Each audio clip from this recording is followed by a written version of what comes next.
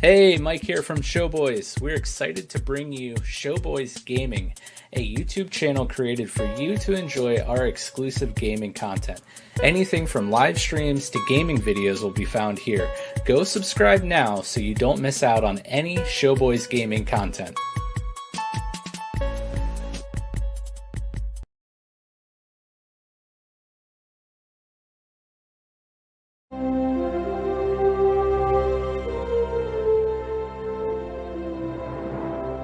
Too young for this trek. The final frontier. These are the voyages of MC, Troy, and Eric. Their mission to introduce Tyler to strange new episodes. To seek out the best and worst media in the Star Trek franchise. To boldly go where several podcasts have probably gone before.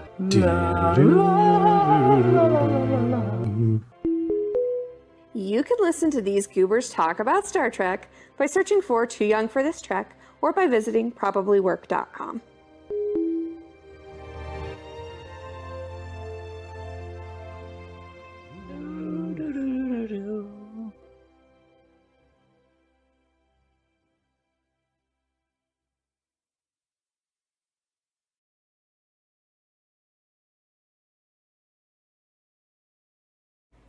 Hey, Nick from Showboys here, and I want to invite you to become a member of the Showboys Discord.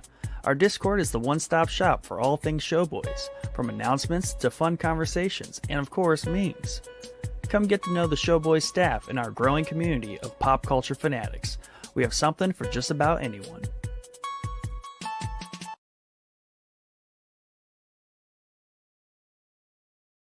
Hi, I'm Becca. And I'm Mike. And we're the Courtneys.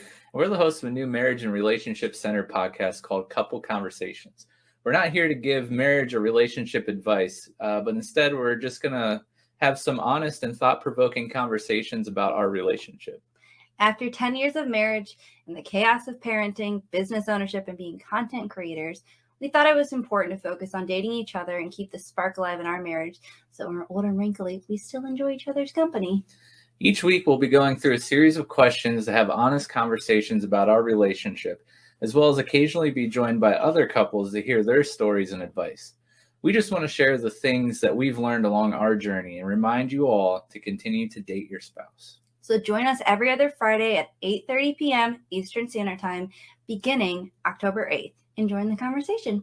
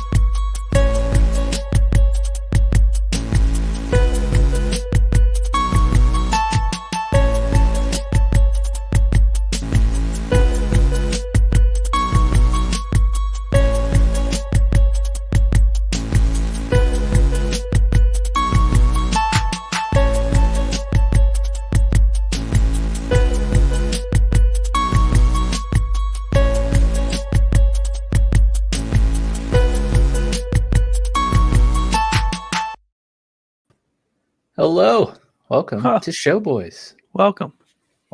My name's Mike, your host, and as always, joined by my wonderful friend and co-host, Nick. How's it going, buddy? Oh, I'm doing great. How are you? I'm doing swell, not Sorry, we had to pull you away from the Browns. I know, the Browns. Yeah, that's unfortunate, but you know what? I'd rather be here with you. Podcasting. Wow. I will say though, we were kind of hanging out in the studio before we went live, and I went upstairs, filled up my water bottle. I was like, man, I should really go pee. And then I didn't go pee. So short episode, everyone. Yeah, we had the ad block going there. We had the theme song going, and in the middle of the theme song, I was like, oh crap. I really gotta pee.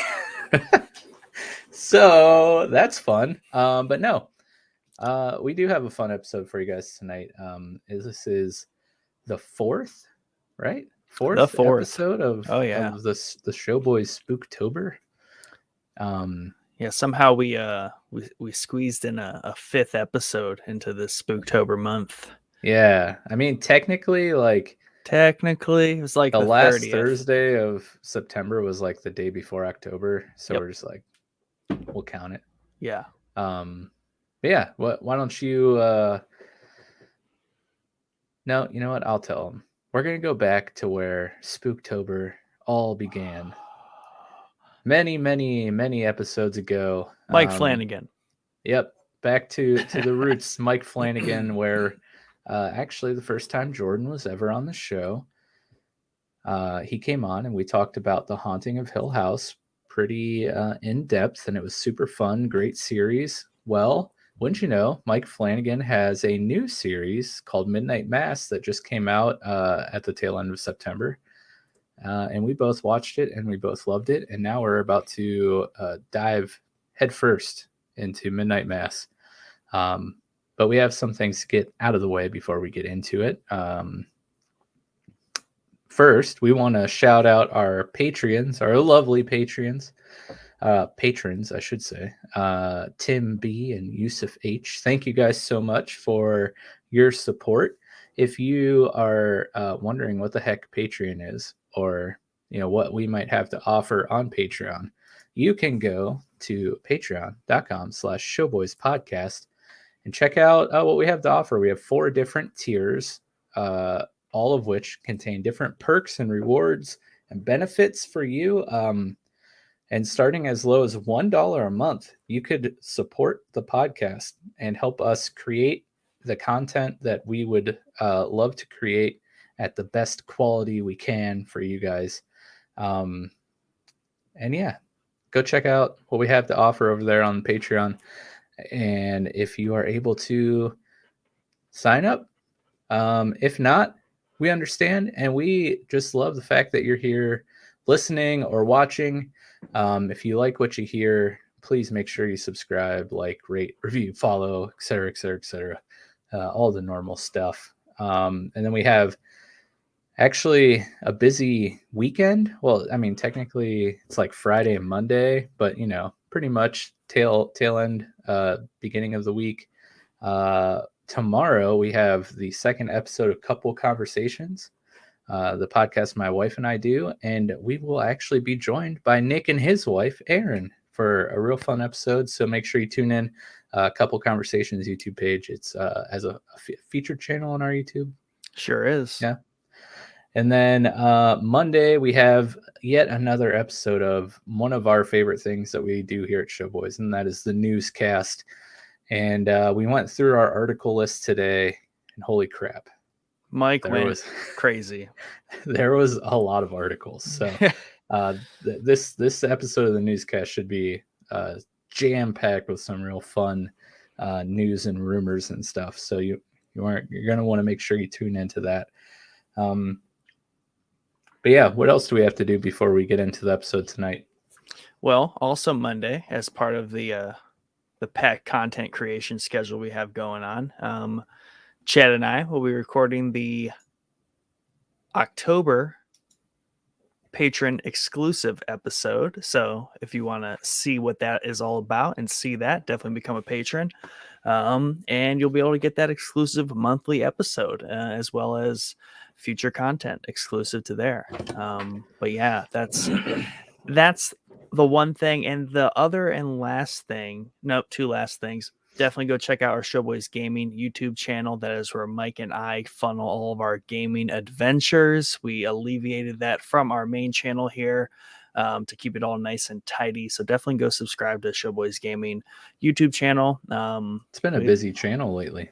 It has been. I like we have a good cadence going on, though I feel like sometimes I slack. You're a little bit more consistent than I, but I find I find my ruts and I pump out a bunch of content. Videos lately. I have a really good, especially with OBX, the recording software. So, like sometimes those videos are 3 sessions. Like the most recent session that isn't up yet. Basically, all I did was record the intro. because I just had like 10 spare minutes. So I just like did the intro, did the setup, and then next time I go hit play and have like some time to actually play the game, it might be 30 minutes to an hour, and then that'll be the rest of it. But then I just stitch it together, and that way I don't feel obligated to sit there for like a full hour sometimes. So I found that to be helpful. And the other thing is next week's episode, in lieu with our clip activities we've been doing. So I've been clipping our episodes. We've also been stamping our episodes. So if you just go into the video description, you can easily find all the things we talk about there on all of our most recent episodes. And Mike's been going back through the newscasts and obviously tagging those as well. But with that, it makes it easy for me to make quick clips that people can easily watch. And we release those every couple of days, sometimes 2 days in a row. But leading up to next week's episode, we have some special clips that will be coming out as a throwback to an older episode. Mike's favorite topic, favorite guest, all of the above. We will be building the hype for that. I don't want to throw shade at any of our other guests, but I mean, they have to understand, right? Right, for sure. I mean, we've had amazing guests across the board. Fantastic guests, yeah. But yes, this guest is my favorite, and he will be making his triumphant return next week. So yeah, pay attention to those clips. If you can't guess who it is, then I don't know what you're doing with your life. Shame. But BioSib says, hello, show boys. And we say, hello. Thanks for, hey, look at that water bottle you got there. Twinning. Boom. Check out BioSib too. Shout out BioSib. That's right. Exactly. Stream team partner. Go watch your streams. Exciting update on the BioSib front. This week he got a new Xbox Series S, I believe. Not familiar with Xboxes. Whatever the digital only version of the Xbox is. The new one. He picked one of those up, and then today he won the luck of the draw from a Best Buy Twitter link or something, and was able to secure a PS5. It's a glorious machine. I'm excited. This is great news. I'm just anticipating some amazing future streams. Some new Xbox stuff, some new PlayStation stuff. Real excited about what he's going to be producing here shortly. Yeah, I think we got all the boring stuff out of the way. Sure. Before we get into tonight's topic, which is Midnight Mass, we do have our horror movie review segment here at the front end. Last week, if you've been following along here throughout the month of October, at the end of each episode, Nick and I will pick a movie that we need to watch, and then we will discuss on the following week's episode. The first week, I watched and reviewed Darkness Falls. Nick watched and reviewed VHS Viral. The second week, we watched the same movie and had a quite a lengthy discussion about it, and that movie was It Follows.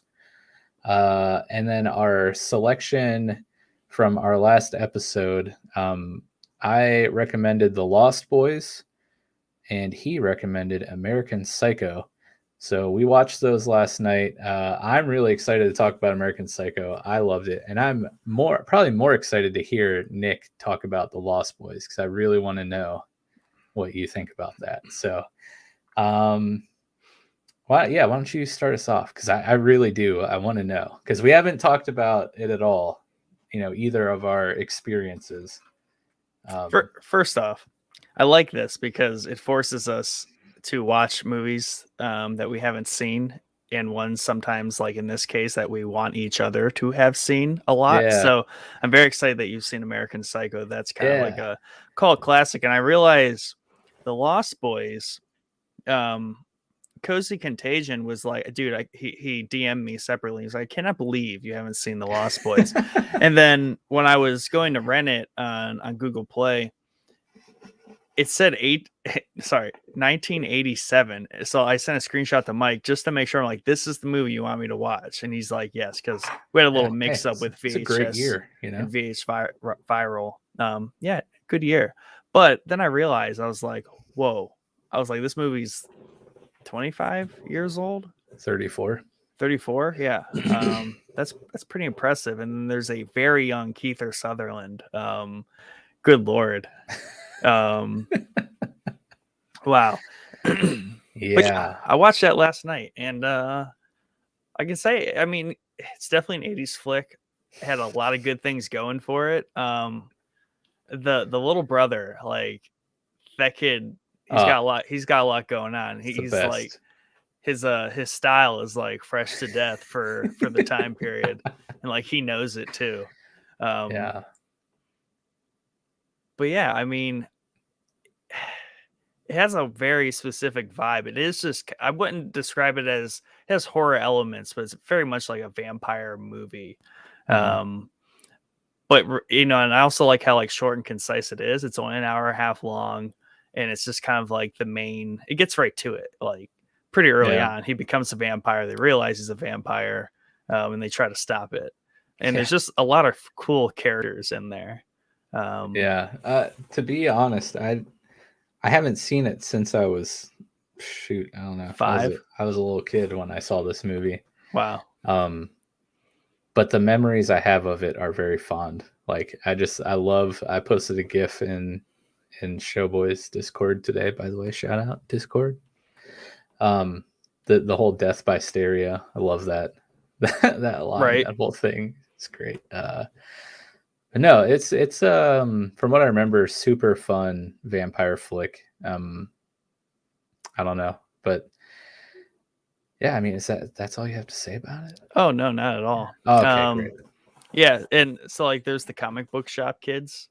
Mm-hmm. And they definitely remind me of the hockey jocks from Letterkenny a little bit, or vice versa. Letterkenny reminds me of them, just because like these two, not doofuses, but these just two very into themselves characters with their own little lingo, and they got their own like this own little thing going on, and they work in that comic book shop, and they're just like these vampire hunters, and I can't place them age wise. Like I don't know if they're just like very like they've been 17 for so long that they just like look and are 17, or they're actually like 14 and they just like act way older than they are, and they're part of this like secret society of vampire hunters. Dude, that's the thing though about like American Psycho. Christian Bale, it's 27. He says it like multiple times, I think, and he straight up looks like he's like 36. And like I was watching the Browns pregame tonight, and this is super random but kind of ties in. They were talking about, you know, a game from like 50 years ago or something, and how like they were joking around about how all the players were in their like mid-20s but look like they're 50. And I don't, it's just like back then people just looked older. Like, I don't know. So, I don't know if it's the film grain or like the way that they dress. I don't know. There's something about it. They're older, but they're younger. They're like, just, I guess people did mature quicker back then, I guess. 'Cause like, you know, kids were kind of running the streets, and by the time they're in their teens, like you were kind of a little bit more wild by the time you're a teenager. Whereas like teenagers these days aren't quite as wild, definitely, as they were in the 80s. Yeah, dude. Everyone's, you know, the helicopter parents, you're not allowed to go outside. Well, I mean, I get it kind of, but that there's a couple of scenes that stick out in my mind, even though it's been so long since I've seen it. The like party scene where they're like an outdoor party, and like the vampire crew like comes and starts like picking people off. That scene, and then the scene when they go in the cave, the like vampire hangout place, and they're all just like hanging there sleeping. Like those two, and then obviously the death by stereo scene. I mean, how could that not stick out in your head? But just a lot of good characters, and I think like at times I think it doesn't have like the greatest cohesion, and I just don't think it aged well in some aspects. But all the characters are like very good, and like Keith Sutherland, like I guess at first I was like, oh, is he like the main guy? And he isn't, because he's so young and he isn't. He's like 10th on the cast list. But I'm pretty sure he was like the biggest name to like come, that kind of went out of that movie with the like frost blonde hair. Frost blonde hair, but it had like just that 80s kind of like poof to it. Yeah, almost mullet type. The poofy mullets. I don't know how you get your hair like that. I don't know if it's a lot of product. Of hairspray. Yeah. But it's almost like spongy. It's weird. And then you can kind of see a couple of them, but like the like very, very blonde like pair in there with like kind of like the buggy eyes. But yeah, and like they have like the little trippy sessions when they're trying to like turn him into a vampire. And the grandpa, he's just like, the way the movie ends is great, because he's just like the one thing I don't like about wherever they are, was it like Santa Maria or Santa Laguna or something like that? Yeah. He's just like, the one thing I don't like about around here is there's so many vampires. Because he just knew the whole time. There's just people that just know there's vampires. Yeah, man. And now talking about Lost Boys, it's making me think of like other old vampire movies. Did you ever see like the original Buffy the Vampire Slayer? Mm-mm. Like that movie? It's another great vampire classic. Those movies just had like a nice camp to them, Right. They're just fun watches. I kind of want to watch both of those now. I definitely want to go back and rewatch The Lost Boys. Yeah, if you haven't seen that since you were young, you should definitely go back and watch it now. Yeah, now I want to watch Buffy the Vampire Slayer too. That movie was great. And funny story about, while we're on vampires, my wife and I are slowly catching up on season 3 of What We Do in the Shadows. Great vampire comedy show on Hulu. Well, FX. You can stream it on Hulu. And in one of the episodes, I think it was probably from season 1. Maybe it was season 2. I don't know. They have like a vampire tribunal, and there's like a council of vampires, and they got actors and actresses who have played vampires in other movies to cameo on the show as the vampires that they've played. So like, is Keith Sutherland in there? No, but one of the vampires from Buffy the Vampire Slayer was in there. Wesley Snipes was on there because he's Blade. Jermaine Clement and Taika Waititi's characters from the movie What We Do in the Shadow cameoed. I always forget her name. She's the lady who played the Sorcerer Supreme and Doctor Strange. Okay, yeah. Tilda Swinton, I think's her name. She played a vampire. She was in the movie. Rachel, lady from Wonderworld, Westworld. Rachel Evans, something or other. Would I don't know. She was in, anyways. Very funny episode. A lot of great vampire stuff. You really need to watch that show. It's hilarious. We started it. Yeah, and how have you not finished it? This is where my contempt for Hulu ads comes from. It's a 20-minute show, and they give me 5 minutes of ads. Yeah, that is true. Peppered through there. Yes. Biosip says, I like the original Buffy movie over the show. Me too.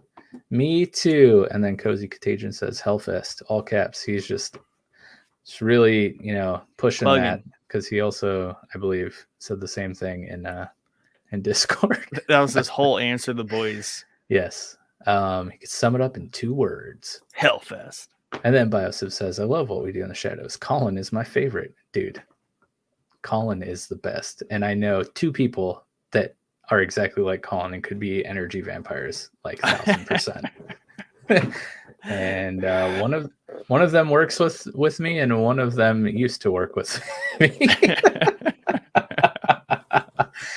But yeah. So, anything else to say about the old Lost Boys? Oh, okay. So and this plays into the Midnight Mass thing, but the way they do the swooping thing, because they never show them flying, right? And they do kind of practical stuff like that. The kind of like the fluttering or the flying effect reminded me of parts of Midnight Mass, the way that kind of at least the camera style there, right? Where you don't show what's flying, but you are kind of the thing from that point of view. Yep, exactly. You got that first person point of view. Yeah, but I would say like vampire content just lends itself to be a certain sort of camp, and like it's okay because I think vampires are admittedly campy. Like that's the whole kind of like laugh at itself Twilight thing, is like it's just excessively campy, yet people still love that. And even what we do in the shadows, like it at all doesn't try to be not campy. Like it leans into the campiness, and there's just something about vampires that you can get away with that. Yeah. I mean, there are some good like serious like vampire movies, but I think the ones that really stick out, at least to me, are the ones that play on the camp a little bit.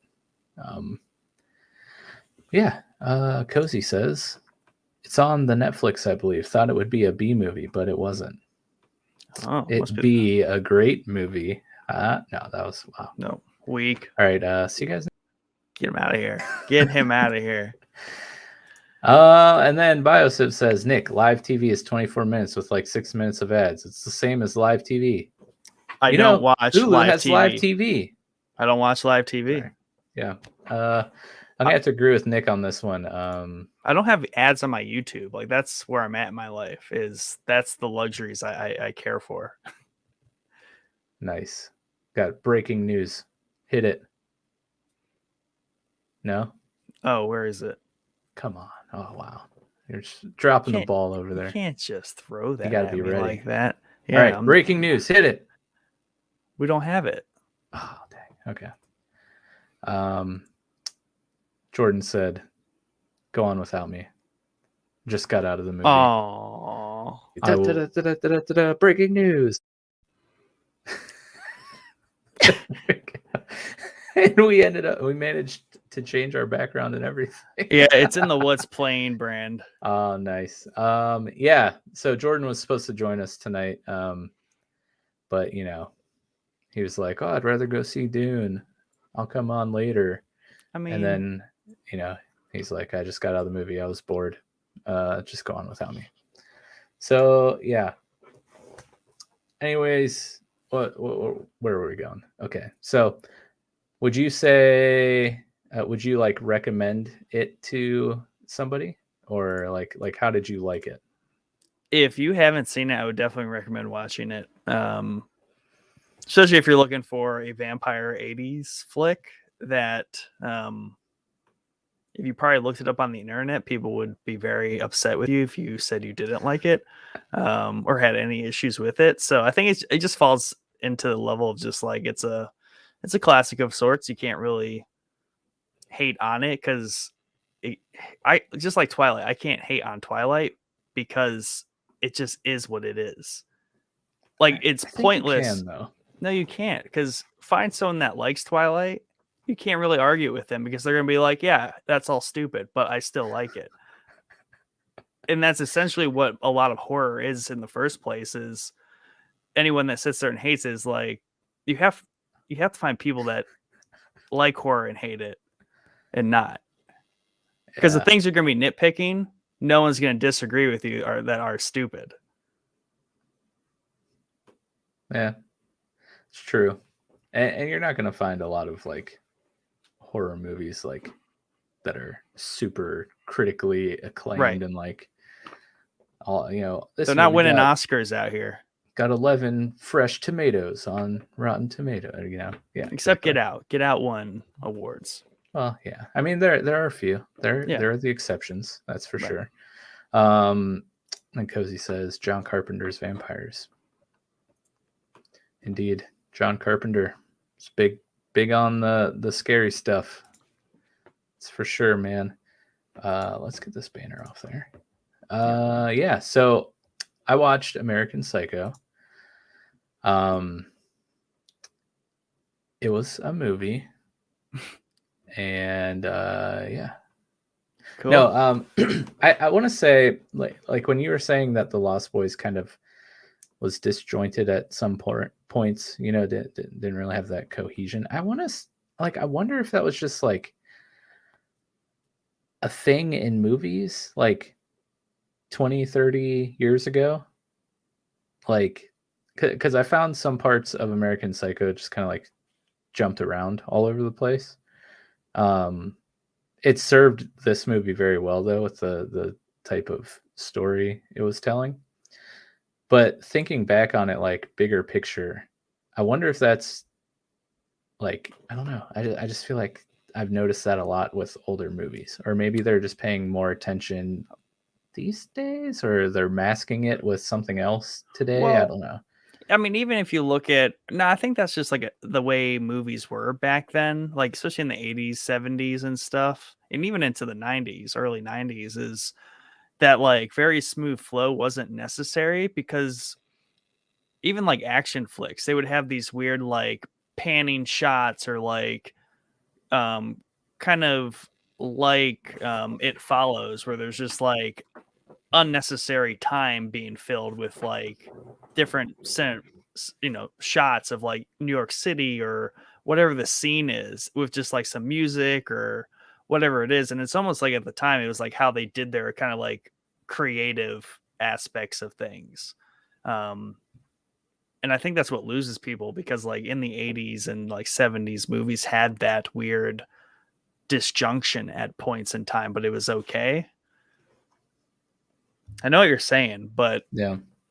it's just like the evolution of how filmmaking has happened over the time, because now it has to be absolutely cohesive. Otherwise, that's the first thing someone's going to say in a review is like, it didn't flow right, the pacing was off, it sucked. Yeah. That aside, like, I mean, even I think that served this movie well, and the parts that were not very cohesive, I think served a purpose. But as the movie started to unfold, so American Psycho stars Christian Bale. He plays I can't remember what's his character's name. It's your job. You watched the movie. I know, but I forget. Anyways, he plays like a Wall Street banker, like high executive, and it's very much like tongue-in-cheek campy, which I really liked. Patrick Bateman. Patrick Bateman. How could I forget? How could we forget that? Patrick Bateman. Yeah, and his character is like so over the top, and all of the other like executives are so over the top. I love it. Anyways, he's like a very OCD, straight-laced, hyper like scheduled routine psychopath. And yeah, he's like a serial killer. And all throughout the movie, like, you know, he there's like an inner monologue, or like, you know, him speaking to us, the audience, over certain parts of the movie, just explaining how he like struggles to be human, and like he basically has to like, you know, fake all of his emotions and all this. And there are, you know, many little scenes in the movie where you see him like snapping at people and interactions he's having, like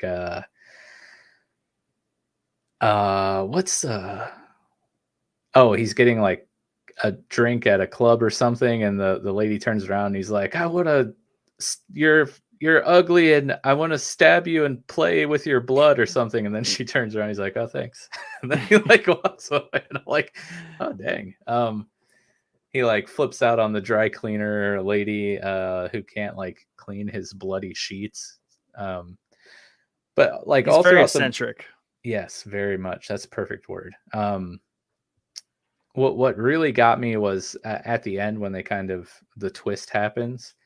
Uh, it gave me huge like Mr. Robot vibes in the in terms of Patrick Bateman being a very unreliable narrator. So like there are clues throughout the movie that I was Right. picking up on where I'm like, like for example, he drags a victim through his like apartment building's lobby past the front desk person and just loads it into the trunk of a taxi. Like, and nobody's gonna say anything. Like even two people he knows like are walking down the sidewalk and are like, oh hey Patrick, you want to go to, we got reservations at this place, you want to come along? And he's like, I'm kind of busy at the moment. And they're like, oh, where did you get that? Like they even look in the trunk, they're like, where did you get that carry-on bag or whatever? And it's like literally a dead body. And I'm like, okay, how is like nobody picking up on, like he's literally dragging a bloody body through a lobby. Things like that. Some of the snaps that he has like on people, like he says clearly psychopathic things, and like I'm like, how do they not know what he's saying?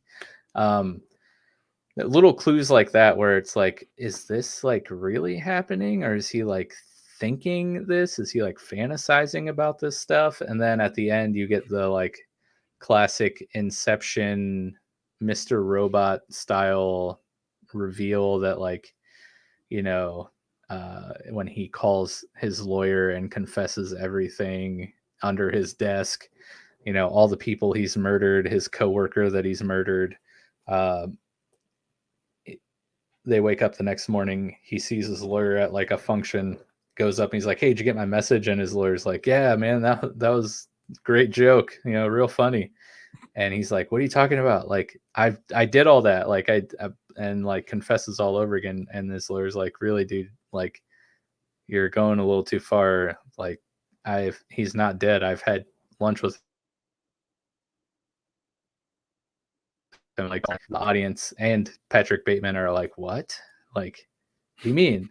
We saw him clearly, axe that dude's face multiple times in the iconic clear raincoat over the business suit. So story-wise, and the way that the story plays out is very, very, very fun to watch. And like I love that stuff. The whole like unreliable narrator trope or use in storytelling is always fascinating for me. It convinces the audience that this is the ride they are on, but it is in fact not the ride they are on. Yeah. And I think they did it really well. And as the movie progresses, the craziness of what he does and gets into escalates, obviously. And by the end of the movie, it's just, he's like just walking down the street shooting people. Like, I love it. It's great. But honestly, the best part of the movie for me is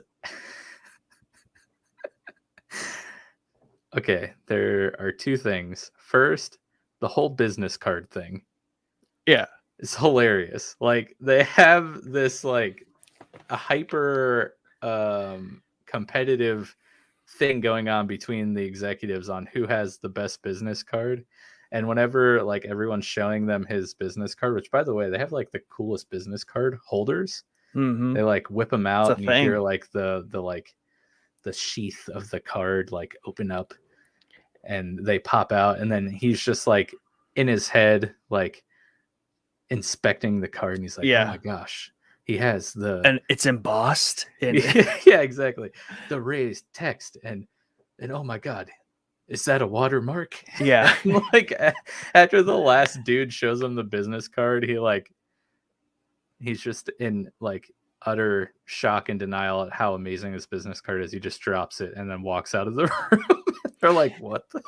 And I mean, that's part of the movie is that it's almost like a satire on yeah. like 90s business, like downtown New York. Because Yeah, they're to like some all degree, cokeheads, like in a club every night, snorting crack, like off the toilet, like yeah, and to some degree that is true. Right? Like maybe there never was a situation where the business cards were ever that compared, right? But probably got close to it, or at least where that's at least some level of competition being like, oh, the firm down the street, they got way better business cards than us. So we're yeah. just going to Oh drop my gosh, a bunch of money and upstage them dude. because those are the things that matter to these guys. Such that scene literally made I was laughing out loud on my couch. Like he's like And he's so serious. And bone he's white. pissed. Blah, blah. Yeah. Yeah, he is so mad. Like he's about to murder someone. Yeah. And then he does go murder someone, actually. Yeah. Yeah. That scene, amazing. The other part, my second, maybe they might be tied for first, honestly. But every time he like gives a hardcore analysis of a piece of music, like Yes. right before he murders somebody or like does something heinous, where he's like, you big fan of Huey Lewis and the News? And then he's like, a lot of people didn't know that this entire album was, and like goes on for like 3 minutes about like why he loves Phil Collins when he like took over Genesis, and like Yeah. I'm like, this obscure, is so great. Obscure music history that like people probably do have a great appreciation for, but like this, like he is about to murder someone when he's trying to share with them, like, do you understand like how great this is? Yeah. Oh my gosh, dude. Again, I know every time that happened, I was laughing out loud on the couch. I'm like, this is amazing. There's been really good elite basically gifs or videos of that scene where, like, I remember when Kanye West's My Beautiful Dark Twisted Fantasy came out, that scene with the axe and stuff was basically they just put that album in the place of it and just made like a little video of it, and it was all about Kanye's album or to that degree, so funny, and dude. it was him talking about it.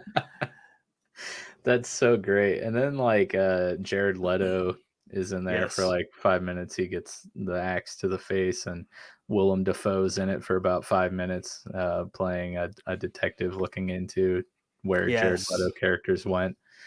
But that again, like, okay, so if Jared Leto's character is alive, was the detective real? And like, if he was real, why is he asking about Jared Leto's character if Jared Leto's character is alive? I mean, he does say in one of the interviews that another coworker said that they had lunch with him in London. So Willem Dafoe's character did say that, but also it's like, why was he looking into it so much if the dude's still alive? If Willem Dafoe shows up to interview you because he's investigating a crime, you know you are in a wacky movie.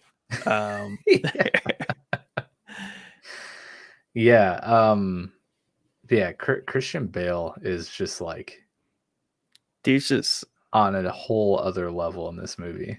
Yeah, he's a method actor, and he plays Patrick Bateman like perfectly. Yeah. And this movie now is right up there with Letterkenny in terms of GIF usage for me. Yes. Is 100%. Anytime I need an excuse to not do something, I am 100% using I need to return some videotapes. That will always be my excuse. I need to return some videotapes. Like 4 times. Four of the best lines in the entire movie. And I just like refound the one where he's just like smirking and he does the ooh like face. That I think that's so applicable. I could use that all the time. Yeah. What's that? I'm just a happy camper. Yeah. That's a great one. But no, in the psychotic scenes where he is being a serial killer psychopath, like, he is truly terrifying too. And like, yes, the scenes of him with like the prostitutes, very like very pretty messed up, but also really funny. Yeah, I mean, he just crushed this role. And I particularly like the part at the end of the movie where he goes into Jared Leto's character's apartment, because like there's a whole scene that devolves at the end where like you see all of the bodies he's stashed in this apartment, Right. all this heinous stuff that he's done in here, before he like murders the one girl, like dropping a chainsaw down many flights of steps onto her somehow, which was pretty gnarly. He goes back to the apartment in the morning, and somebody is showing it to like buy or rent or whatever, and none of that stuff is there. Like none of the blood, none of the mess, like it's like nothing ever happened. So that's kind of another obvious point where you're like, what's going on here? Like, why is nothing there? Like, just 8 hours ago, that place was a bloody mess with like several hooker bodies, like It's hanging. fine. Yeah. Yeah, I don't know. It's a really good movie, and I'm really glad that I've finally watched this. Like, I don't know why I had never seen this movie, but I feel like this has a lot of pop culture utility. Yeah, for sure. Yeah, and if you're like one of the rare people like me who has never seen this movie, I feel like you have to watch this. Mm-hmm.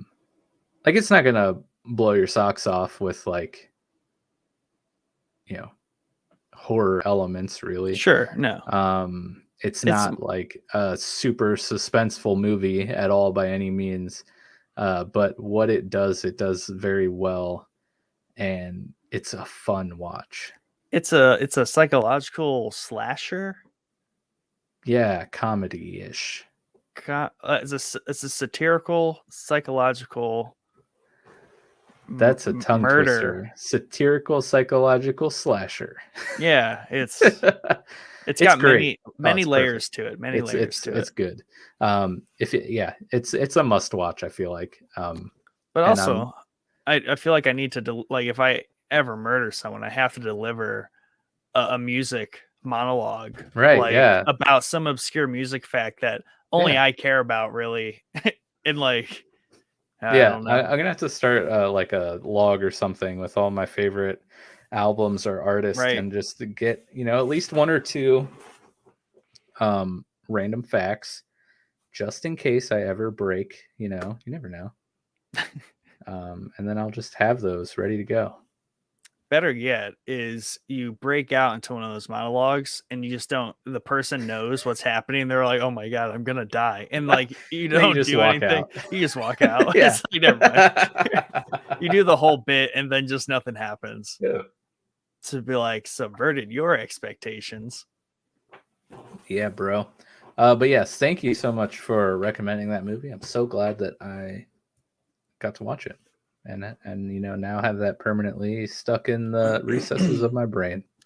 Yeah, and I feel the same way about Lost Boys. That has some pop culture utility to it. I think just knowing it exists, having seen it, definitely a good watch as well.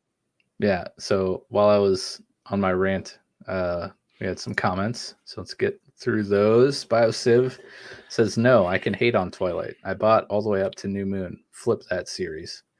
Pause. What did you buy? You bought all the way up to New Moon. So you can't hate on it. You already admitted to having, I guess, liked it enough to purchase it. I watched the first one with my wife. I thought it was the dumbest movie ever and made fun of every single one after that. So much so that I don't even know what movie New Moon is in the series. So I don't know. Is that like 4? 2, 4? How many were there total? 4, because they did the classic split the third book into 2, Harry Potter style. So Bio's like, I can hate on it. I bought all of them. Except one Yeah. or two. He then says, Get Out was crazy awesome. It was. And I haven't seen Us, but I own it. Another tragic example of me buying a Blu-ray on Black Friday for like $4 and then never opening it. Wait, isn't that a newer movie? It is. And it's a Jordan Peele movie. But it came out last year? Last year or the year before. I thought it was like a fairly this year new. movie. Wow. Cozy Contagion. I don't understand why people entertain the idea of Twilight. Garbo. I like this guy. He gets it. Fair statement. Biosiv, Willem Dafoe. Bad news for whoever is the main character. Speaking of Willem Dafoe and horror, there's a movie I really want to watch called The Lighthouse that came out, and it's a great tie-in. Willem Dafoe and Twilight, because Robert Pattinson is the co-star with Willem Dafoe. This came out either last year or late 2019. It's on Prime, so you can watch it for free.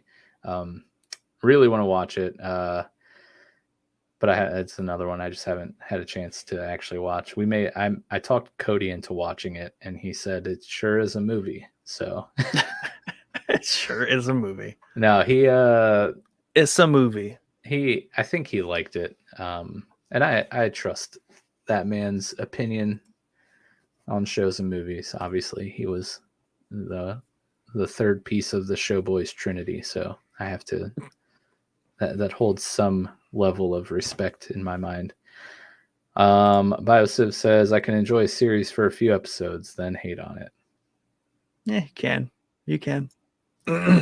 Hey now, New Moon was only the second movie. Oh, look out.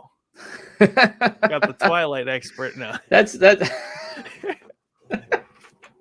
I love it. That's better though. That makes me feel better, Bio. Thanks for clearing that up. I was worried it was the last one. Yes. Short update real quick. Yeah, you may notice we're not streaming on Facebook tonight because Mike got us banned. Somehow, like, they said we're temporarily not allowed to do this. So I don't know what happened. But instead of Facebook, we're we've been talking about garbage dumpster fires like Twilight, and we're throwing our hat in the mix because we are live streaming on Twitter instead of Facebook.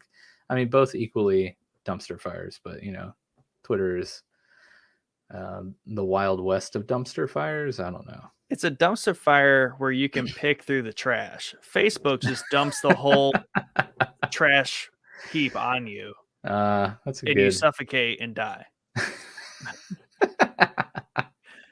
I like it. Yeah, that's our movie review section. Now we're going to get on to the real fun, the real topic at hand, and that is Midnight Mass. A great Netflix original series by the one and only Mike Flanagan. He created, wrote, and directed, and executive produced.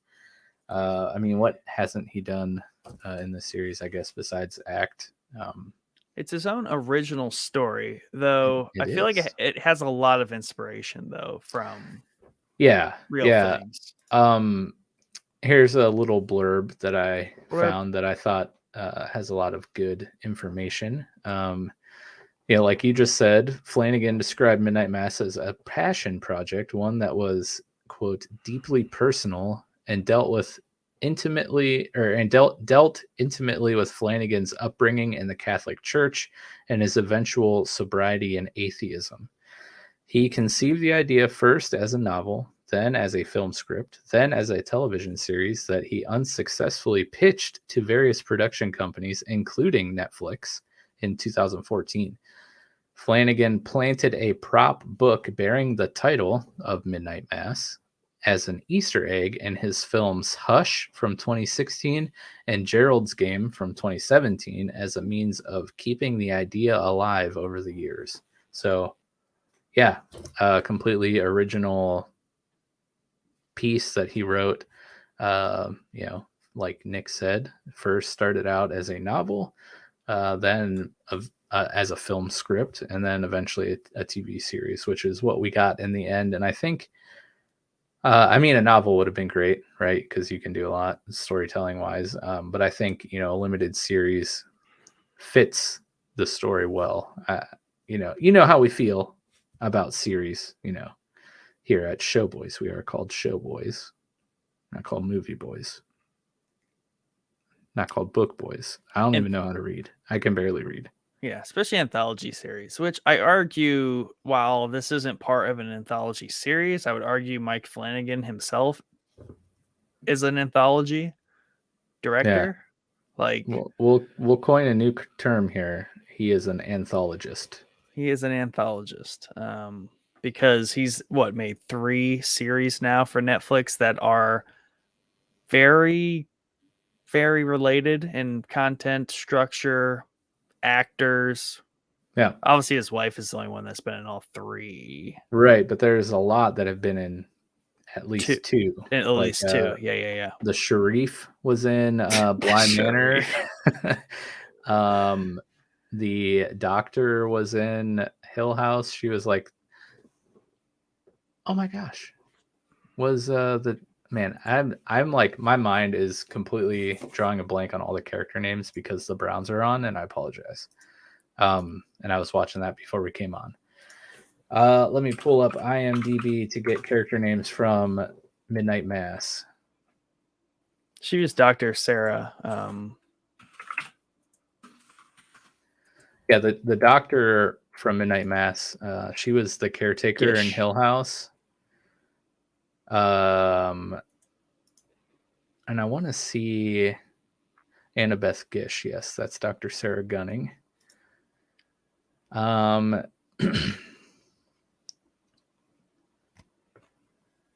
She played, Mrs. Dudley in Hill House. Okay. And I want to say the town drunk was her wife, was Mr. Dudley. Her husband. Her husband, yes. Hey, man, it's 2021. You never know. Okay, I forgot about those characters. It was. Mr. Dudley was played by Robert Longstreet, who in Midnight Mass played Joe Colley. So yeah, I mean, then there's the obvious. His wife, Katie Segal. Kate, she was Erin Green here in Midnight Mass. She's been in all 3 shows. Bev Keane is played by Samantha Sloan. She was in Bly Manor, I want to say. Sheriff Hassan. He is played by Rahul Kohli. He was the chef from Bly Manor. And of course, Henry Thomas played Ed Flynn, and he was in Hill House and also in Bly Manor. So he's been in all 3. Oh, okay. In Bly Manor, he was the uncle. Yes. Yep. He has been in all 3. And I think that's probably it for the common actors across the series here. But yeah, I mean, all this stuff is horror. They're all limited series. And I mean, I don't think they're not released as an anthology, right? It's not like you go to Mike Flanagan and you can find, The Haunting of Hill House, and then like season 2 is a different story. Season 3 is a different story. They're all separate limited series, but I mean, that's basically what an anthology is. Netflix should have an option to like browse by director if they don't. Dude, that would be amazing. Someone tell us if they do, because that would be awesome. But I love these 3 series. They're so good because they're much more than just horror. They do such a great job with characters. Like telling human stories about growth in a particular person or 2 throughout the series. Because they're so well done. Yeah, Hill House had obviously a ton of that, and I Hill House is still my favorite of the 3 as far as like a scare factor, and just general story and not knowing what's going on, kind of like a whodunit type of vibe to it. But Bly Manor and Midnight Mass here, the way he uses the scare elements, they're not like jump scares. They are poised as jump scares, but the way they're blended in is very a human story, because in Bly Manor, the one jump scare, the dude with like the headlights and the glasses, she just like would see him a lot, and you kind of knew when she was going to see him, but like it was super scary when you did see him. But that was just her own personal haunting. It wasn't really anything that was haunting her. And that's kind of the same way with Riley Flynn in Midnight Mass here, where the girl that he killed, spoiler, I mean, it literally is like the opening scene of the show. It isn't an actual thing that is haunting him, and really doesn't have any point. It doesn't have any place in the rest of the story, but it's to tell the story that he as a person is haunted by something from his life, like his past experiences. So I think that's really cool, where it's both those times I was like, less so this time. Definitely Bly Manor, I was like, okay, what's this scary thing have to do with the rest of it? Nothing really, except for how it affects the main character. Same thing, same kind of device here is, what does this haunting the main character has apply to his current situation in a completely different story? Yeah. And good idea though. Before we go any further, spoiler warning. Spoiler. We're probably going to get into the weeds here with the show. So if you haven't seen the series, get out. As much as it pains me to say, you probably will want to stop watching or listening at this point and return once you finish the series, unless you don't care about spoilers. But yeah, now that they're gone, we can openly talk about this show. Yes. I think even in Bly Manor, the guy that again, don't remember the name, main character sees oddly enough killed in another vehicle accident. Riley Flynn. Yeah. Riley's not from Bly Manor, but no. Oh wait, you're Bly Manor. The dude who doesn't he like get hit by a bus in Bly Manor? Like they're arguing in the car, he gets out of the car, gets out and gets ran over by a bus. Yeah. Like that haunting of that character played a larger role than Riley Flynn here with the girl that she killed in the drunk driving accident. And I really liked that, because when I first saw that, I was like, okay, so we're gonna do this again. Like we literally just did this. And even more so was Riley's like seeing this girl was like so predictable, because it only happened when he laid down to go to sleep. He lay down, and then there she is, just staring back at him. But using that as a plot device to show the struggles that Riley has gone through and that he is continuing to go through, and how that like played into his faith and loss of faith. Like we said at the beginning, this is a very personal story of Flanagan, who is now a sober atheist. And what happens to Riley? He sobers up and becomes an atheist. So probably see a lot of Mike Flanagan in this character, I would imagine. But the use of that, not so much as a scare, but more as like reminding us of the pain that Riley has gone through and how like terrible he feels about what has happened. I think it was really good. And Flanagan does such a good job of using things like that in all three of these shows to like help you understand the characters' like motives and what's going on. Well, it's such a better storytelling element, and honestly I think that comes with just better techniques and better quality. So obviously the other way this is done, it's always done poorly where it doesn't, you don't gravitate or connect with it very personally because there isn't a lot of visual cues. Because otherwise, in a story where they talk about a character that killed someone during a drunk driving accident, right? At some point, the character's just going to say a couple times or even once that, like, oh, I'm haunted, right, by the person I killed, or I think about it every moment of my life. Saying it in dialogue is one thing, and like, yeah, we get it, but it kind of passes by.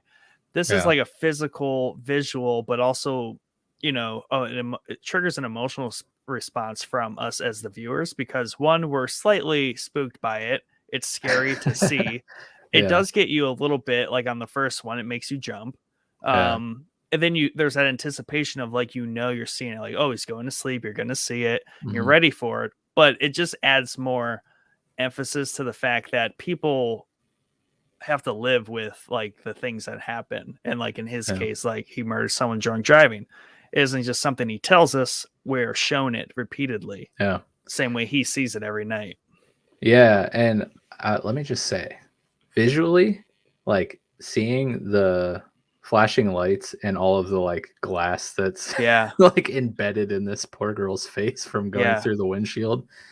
Oh, such a cool effect. And that's why I think they can do more stuff like that now. Because if you were to say go back to the 80s and try to do that, it wouldn't come out right. Yeah, it wouldn't look as clean. It'd be confusing. People think it would be like a physical thing. Yeah. Yeah. Yeah, it's great. So I guess best thing to do probably would just give short summary of the story, and then I don't know how you want to approach the dive that we're about to do. This is one of the downsides of not really talking about the topic beforehand. This is part this is the D or the E of the die method, which we decided we decided to steer away from the IED method. And what if that was what got us on Facebook, because we kept talking about IEDs repeatedly. That might have been what got us. But I went to make the clip for the DIE, the die method, and I realized that I was like, I shouldn't probably name a video IED method. So it was funny at the time, but it makes less and less practical sense. But for real, like, I wonder if that's why we got in trouble on Facebook. Yeah, Zuckerberg is not about. He thinks we're terrorists or something. Yeah. So instead, we're going to talk about the die method, which is what? Discover, inform, and explore. Discuss, inform, and explore. Discuss, inform, and explore. There you go. So we're doing the exploring part right now. Exploring how to discuss so we can inform. Yes. Yeah. So the story here is we're following Riley Flynn, who is coming back to a small island community, Crockett Island, after he leaves prison for killing this poor girl in a drunk driving accident. And the island town is a fisherman town, and it is very, very, very small. And it's like run down, and I don't know, maybe there's like 30 people, 40 people in this town. And it's a Catholic town. There's one church in this island community. And some weird things start to happen. And by the end, all hell breaks loose here on Crockett Island. So part of the fun of the show is coming from Haunting of Hill House and Bly Manor, that were very much like supernatural ghost stories, like haunting stories. Obviously, because it's the Haunting of Hill House and the Haunting of Bly Manor. I was kind of expecting something along those lines with midnight mass, and with it, having mass in the title, tying in with Catholicism, I was expecting some sort of like demonic, maybe possession type haunting movie, because a lot of Catholic references in horror are with exorcisms and things of that sort. So that's kind of what I was expecting coming into this, and man, was I pleasantly surprised in a good way. Like, I really like what he did with this series in terms of kind of steering away from the haunting stuff and going into the realm of vampires. Like, did not see that coming. It's an angel, dude. The subtitles say angel screams. Angels. Angel screams. Okay, so I am a man of faith, and I've never seen an angel that sucks blood. Just saying. With giant wings. But you've seen a vampire that sucks blood, or an angel that doesn't suck blood. I've seen vampires who suck blood, yes, many times. Okay, interesting. In movies. Right. But no, I really appreciated the dive into this new genre, so to speak, for him. Well, that's what I was thinking about the whole time. Because I'm like, what if this happens to Mike? Like, he goes to church regularly, and then all of a sudden, like, the pastor, preacher, whatever it may be, comes back one day from like a mission. Yeah. And he starts acting a little different. Tasting a little weird. That's what I'm saying. And then all of a sudden you guys are going to mass at like midnight. Like, that's not suspicious. Like, hey, everybody, let's just reschedule things for a few days. Yeah. Yeah. If old pastor started being like, you know what, I really can't come out during the day, Mike. I'm sorry, we can't meet for lunch unless you come to my house because I cannot go outside when the sun is out. Maybe I'd have some questions. Also, as like a non-denominational church, if we started having mass, that would raise an immediate question. All right, guys, you guys got to eat this, got to drink this. Yes, got to do communion, and all of a sudden we're Catholic. So that's what I mean. And but to me, that was part of a little bit of the story here is these people in awe of these miracles, right? These miracles in disguise, even. Yes. I guess they don't really count as miracles, but are they though? Isn't that what miracles might be? But anyway, blinded by what they see, they trick themselves, right, into basically following this guy all the way. Like, they go all the way. And that's where this show goes, and it goes all the way. Yeah. And even at one point, I think Erin asked me, she was like, what's gonna happen? I'm like, I think I see where this is going, and like, it's like a Rogue One ending here. Yeah.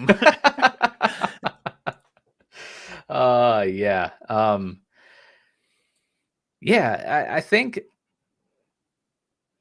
so. As somebody who is quote unquote religious, like, I could see, I mean, okay, obviously I couldn't see like a vampire coming and like turning a priest into a vampire who then feeds his congregation the blood of said vampire so they all turn into vampires. Okay, couldn't see that happening, but I could see people seeing signs and wonders and miracles being performed by somebody who is like not of God, right? And that person leading them down a terrible path, right?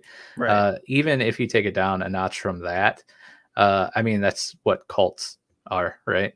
Sure. You have a charismatic person who to his followers may be able to do signs, wonders, and miracles in their eyes, and he's able to control those people and bend them to his will, which is kind of what we see here with Father Paul, who actually is Monsignor Pruitt, that's it. You got it. Wow, I'm surprised that I remembered Pruitt. In his eyes, he thinks that he's doing the right thing. He thinks this vampire is an angel and has restored his body because, he goes on his pilgrimage in really rough shape. An old man with dementia gets lost in a sandstorm, stumbles into some ancient ruins, and finds the angel vampire, who then feasts on his blood and turns him into a vampire. But because his body is restored to his younger self, he thinks it as a miracle and feels he needs to go back to his people and share this miracle with them. I could see that happening in a church setting. So Right. I was like, okay, yeah, I could buy this. I'm in. Right. And it's interesting. It's very subtle at the end there, but his whole motive at one point, he describes it, was really to save his lover. Like that was the whole purpose, right? And his daughter, and basically almost like reattain that life that he completely couldn't have because he was the pastor. And he had an illegitimate child in that whole gambit, but he, explains it right there on the steps of the church when everything is going down. And that's what he basically tells her. Like that was why he did everything really at the end of the day. And he was kind of reflecting on his own weakness when everything that happened in the church, just like earlier that day, where he let it all kind of happen because he was also in this belief, right, of what was happening. He convinced himself, but really his motive was to restore the love of his life back to a young age, just like him. And, it was all a facade even for himself. Yeah. And I totally, when he first started going over to Dr. Green's house to do the communions with her ailing mother, who's super old, Alzheimer's or dementia also, that very much so reminded me of my grandma, at the end of her time, living with my mom, and my mom having to keep tabs on her all the time because she's one time we were over at my parents' house for some family dinner or lunch or something, and we're all standing in the living room, and I just look outside and my grandma's just walking down the driveway. We're what? Where is grandma going? But so I totally related with that character, by the way. But when he started going over there and giving her the communions, I'm like, something's up, because that's odd. Very. I never put the pieces together that right.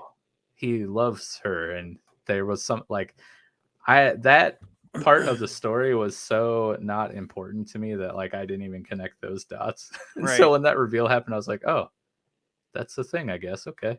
Yep. And then he's like, oh, and that's my daughter. I'm like, oh, okay.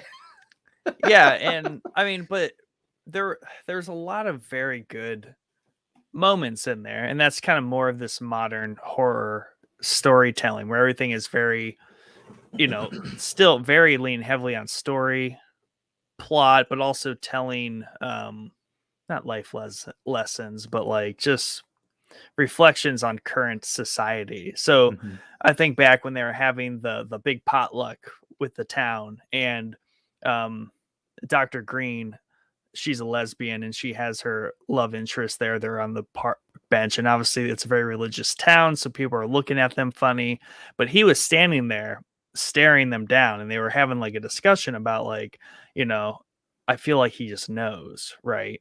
But here he was just staring at her because it's his daughter, right? So there's just those weird things where they it's got one spin, right, in one light, but then once you see it in with the other information, then you're like, oh, okay, that makes sense. Yeah, and we're also, this is kind of going down a different path, but we're also we haven't even touched on Riley's relationship with his father and that whole struggle, which is a very real and relatable thing for a lot of people who have screwed up in some manner and like fallen out of the graces of their parents somehow. And like as an like introverted man myself, like sometimes like Riley's father struggles to like convey his emotions and feelings to his loved ones. You know, I could relate with that myself because sometimes it's hard for me to like be able to get those feelings and words like out to the people that I care about. So that whole part of the story like was also really deep and impactful. But I feel like sometimes we'll get like glossed over because of all the other stuff that happens in the show. Yeah, like what? Well, that's the other thing in the way that the story is also structured. Every episode is about a different character primarily. So it is kind of one of those things where you get what's going on this island in the light of that character.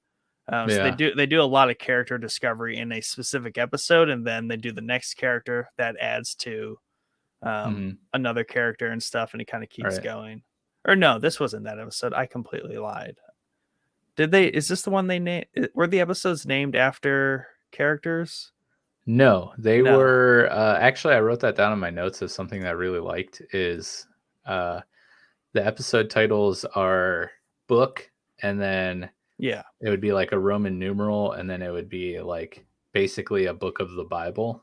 Right. So it's like book 1, Psalms, book 2, Lamentations, or like, you know, and so on, which I thought was really cool. And then obviously each episode, the theme was, you know, related to that book of the Bible. Like Lamentations, I think, was the really, really, really depressing one with Riley and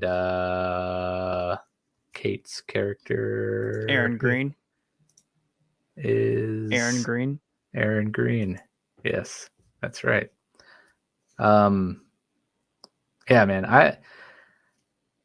I think, oh man, the show is so well acted too that like throughout the great series, characters. Yeah, I kept like every episode or two, I was like changing favorite characters, and it wasn't because my previous favorite character like started to suck. It was because another character like was elevated, either due to like story or like phenomenal acting. A great example, not a favorite character, but I think hated out of her mind, was Bev. Yes, Bev Keen. She was in Hill House. Yeah, I forget what character she played though. Who did she play? But she crushed Beverly Keane. Like, I hated that woman with every fiber in my body.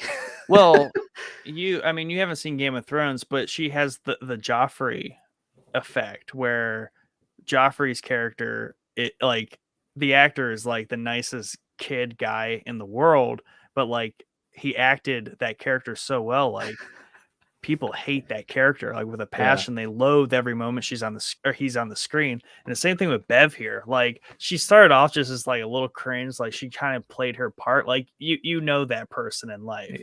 Yeah.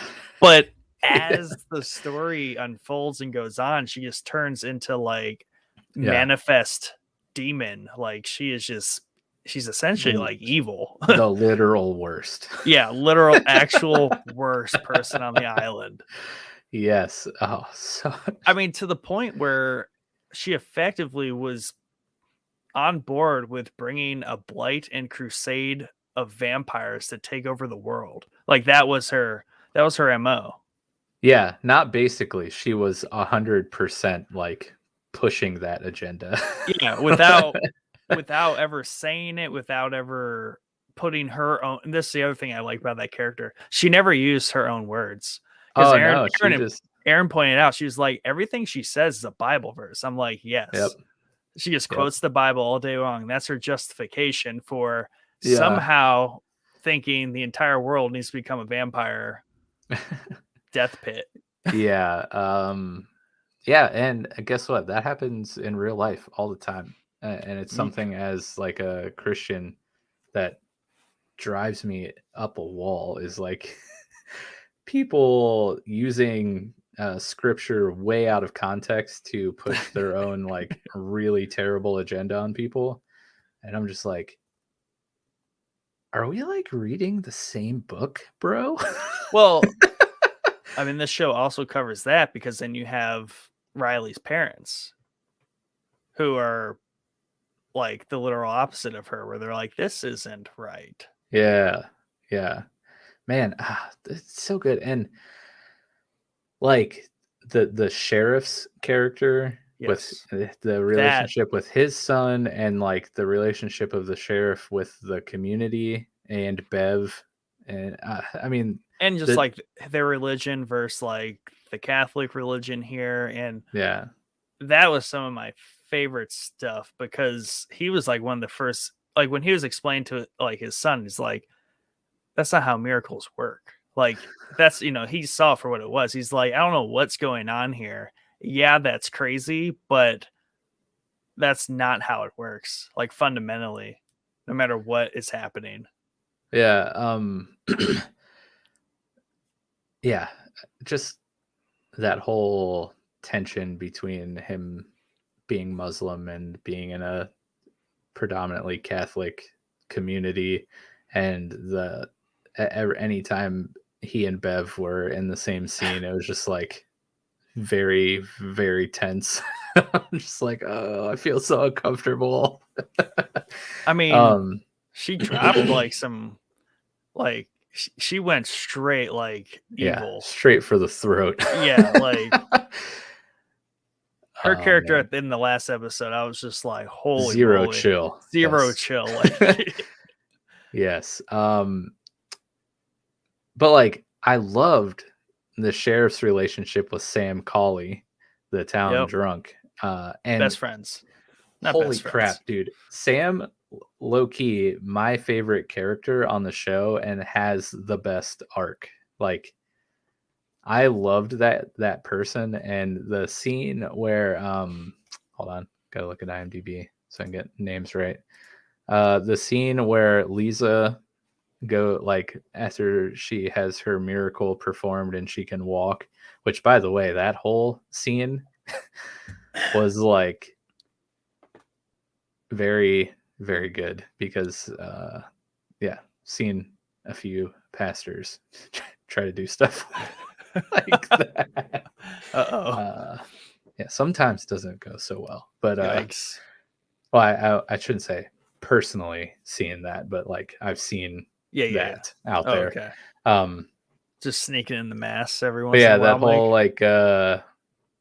like here's your communion, lovely girl who is in a wheelchair, and she reaches for it, and he's like, "Psych, come on, come get communion." So she like wheels her chair, and he's like, "Psych, I'm gonna walk up on these steps. You're not gonna wheel your chair up these steps now, are you?" And then she gets up, and I was like, "Oh snap, this is crazy." But the scene where Lisa goes into Sam's trailer, and like lays into him about the accident, which he was drunk and shot his gun and hit her in the spine, and she was paralyzed from the waist down. She like rips into him. She's like, "Yeah, I hate you because what you did, you took my future away from me, blah, blah, blah, blah." But then at the end, she's like, "But I forgive you." And like, now there's only one person left that needs to forgive you or who hasn't forgiven you, and it's you. Ooh, and the whole time it's like sobbing like a baby. And I was just like, oh my gosh, this is so deep. But yeah, Sam, the actor who plays Sam, who is on here somewhere. Where are you? Yeah, not prepared. Because I'm not finding him easily.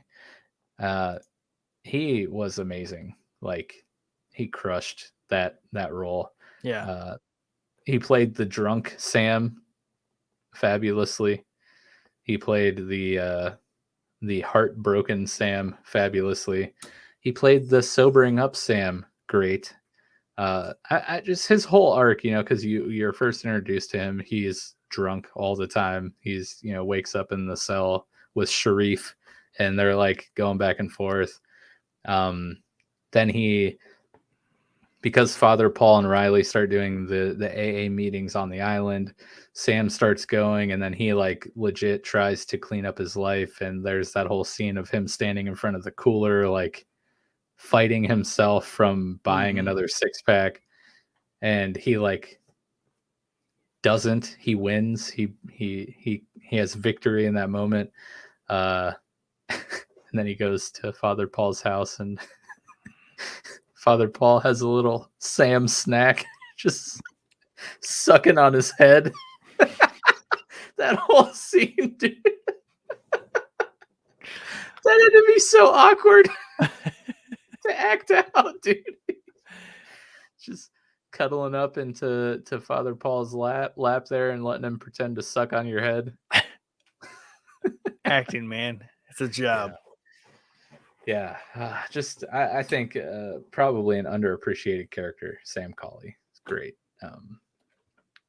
I mean, that was a very key part of the story, because that led Riley to be like, what's the deal here? Right. And then, because he ultimately goes back to yes, the rec center, basically, where they have their AA meetings. And yeah, because he says Sam is off visiting his sister or something. Right. And he's and like the thing that hung up Riley was like, he lied to me.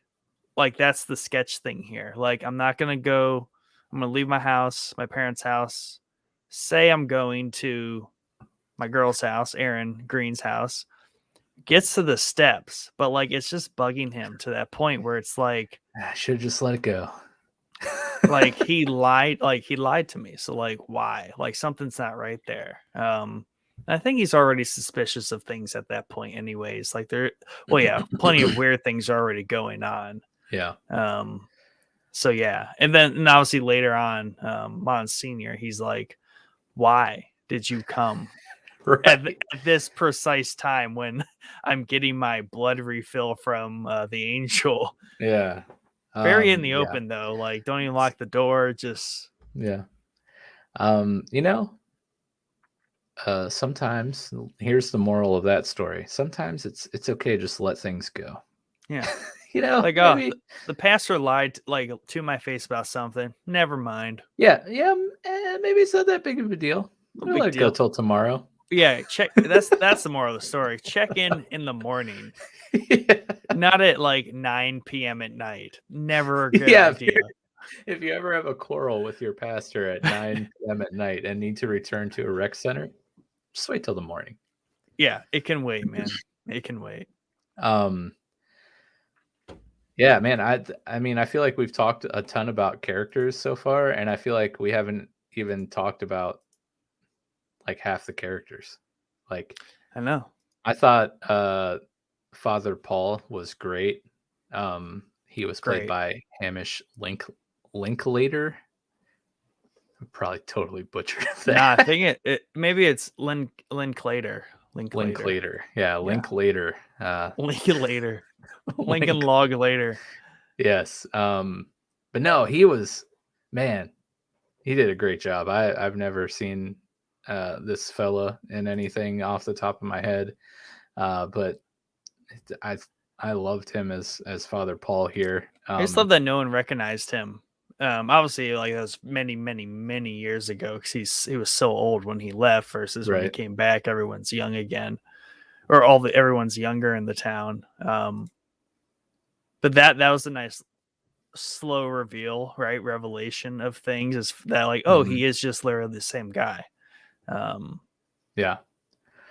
They're like, I loved how Riley's parents, they just like aged him up with makeup, because the actress who plays his mom is, I mean, I guess she was born in 1972, but like, her pictures on IMDb, she does not look old. Like,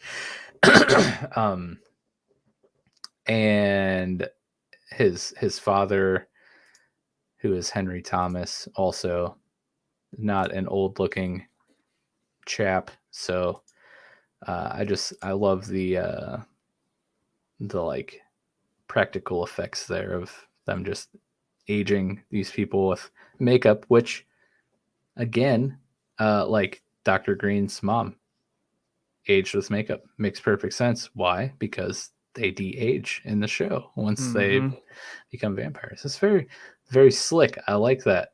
Because then you don't have like two people playing the same character essentially. Right. And it's so gradual too, because when she is, her and Monsignor are in the church, right, when everything's going down on the island, it's so subtle to the point where Aaron is like, wait, who is that? I'm like, that's her. Like, yeah, like it was just such a gradual process. And then like finally she's like all of a sudden super young, but like it's so gradual, you still are like, no, that's the same character that she started off as. Yeah, they definitely did it over like 3 or 4 episodes, which was really nice. I think even intro episode, they did several, like 2 stages in a couple episodes. Because like beginning of the episode to the end of the episode, she had already de-aged a little bit. Yeah. Yeah.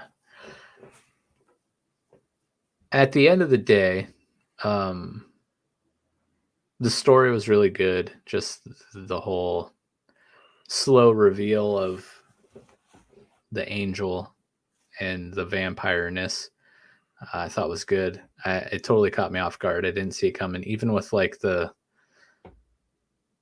big chest. The big chest. I was like, oh, there's probably something in there. Didn't think it was gonna be a vampire though. Right. Even the insane cat massacre on the beach. Right. Just thought that was kind of weird. Didn't think it was gonna be a vampire.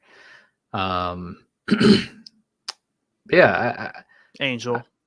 I appreciate that the story went in this direction because I don't find vampire stuff like scary, so I wasn't worried about being scared at all. I just got to really enjoy the story and appreciate the story that was happening. Not that I didn't do that with Hill House and Bly Manor, but a lot of times watching those shows, I was very stressed out and very tense because I was like, I'm going to get scared soon. I know it's going to happen. Yeah, and those were kind of like time twisters too, as far as how they told the story. A lot of like backpedaling and revealing and stuff like this. But this is very much a cable car ride where it's super gradual. It's well paced too. Like it's so smooth, and I think there's very little times where you're confused or you don't know what's going on. And if you don't, it gets explained pretty quickly. Excuse me, sorry. And even like up to the end, what's kind of going to happen. Like there is no big kind of reveal. It's just like, it's more so it plays on the gravity of the situation. It's like they are like, it's over. Like you guys, you guys dug your own grave here. Yeah, quite literally. Well, I mean, I guess not literally, but I do love how Bev was just like, yeah, burn it to the ground. Burn the whole thing. The church didn't catch fire last time the whole island caught on fire. So we should be good. To a fault, that Bev and her righteousness. Yeah. And I really appreciated the scene of Aaron, getting drained, but like slicing up the wings of the vampire. And I love how he was just like mildly annoyed and like didn't. Yeah. He was just like, can you stop that? Like, yeah, that's kind of like that here. That bloodlust, that insatiable craving, and that like nothing else matters to a fault, where it's like, dude, your wings are getting sliced to bits. Right, and that even happened when Lisa and Riley's brother ran into him in the abandoned house and like shot him with a gun, and he was just like, "Stop, go get out away." of here." Yeah, so that was cool, and I loved seeing the sheriff, coming back there at the end, and you know, almost being the hero, but then seeing his son like realize like, ah, crap, what have I done? Yeah. This was not the right decision, and then playing the hero and setting the rec center on fire, which was pretty cool. Yeah, and I really liked his attempt, or I liked a lot of the dialogue with him. So like when they're having that kind of like town hall in terms of like teaching the was it were they teaching the Bible They in were like school? handing out They're Bibles handing to the out Bibles kids to the because kids in of school. all the miracles that were happening. Like there was a revival happening on the island. So Yeah, and just like his kind of like base arguments, he's like, right, I get it. I don't have a problem with that. But the irony is if I were to do the same thing, right, clearly, Bev, that wouldn't go over too well with you. right, And kind of like his teaching moments too, where he, as far as like Islam and how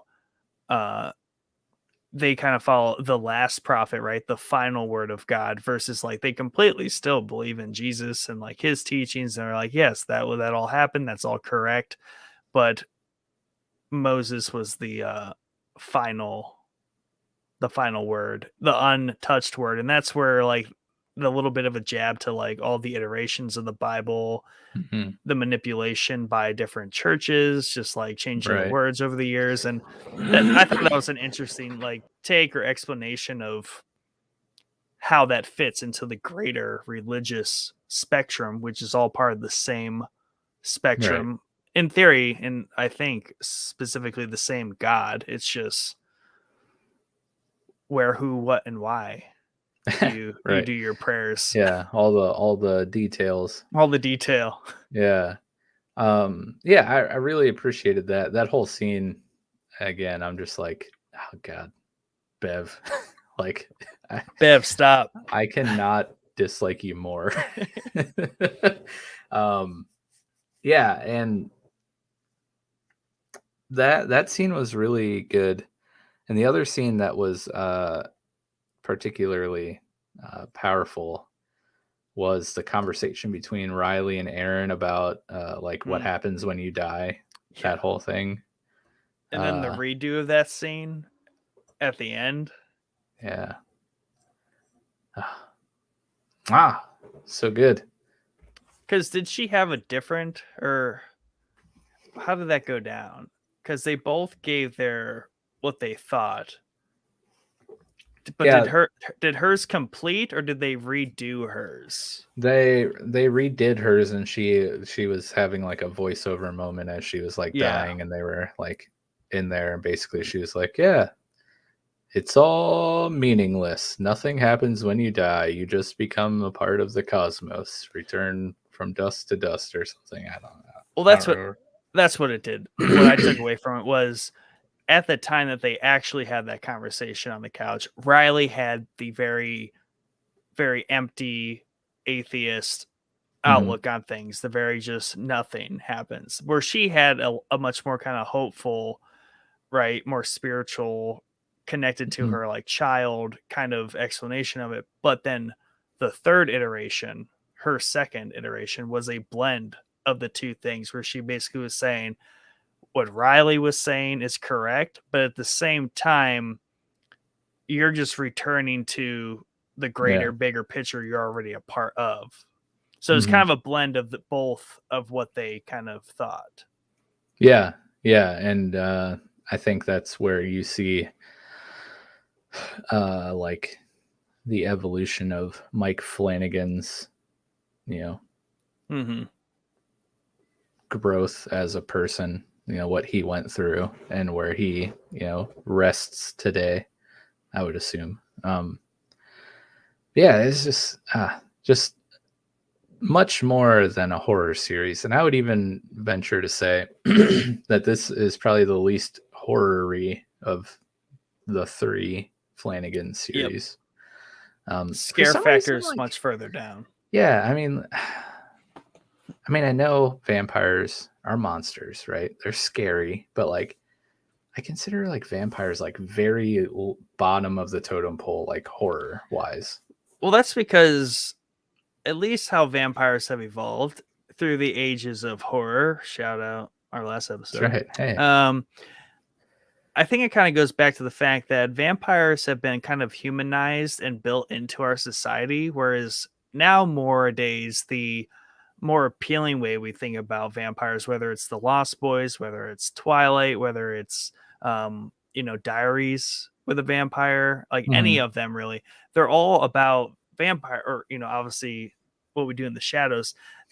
We like to think of them as not threats to our society, but a different layer to our society. Whereas like I could literally be a vampire right now. It causes no real harm to anyone immediately, but I might be snatching people, in the dark from the trees and sucking their blood. But all those poor kitties from the neighborhood.